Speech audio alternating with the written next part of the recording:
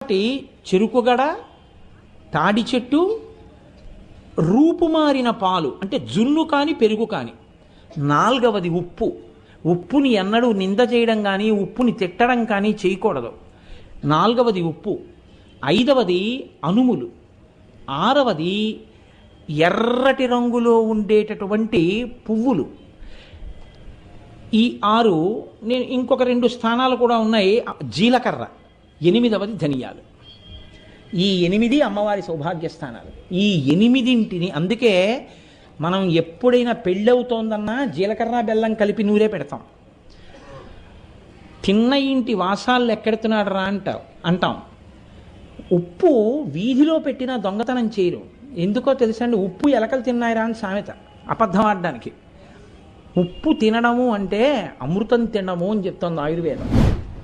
ఉప్పే జఠరాగ్నికి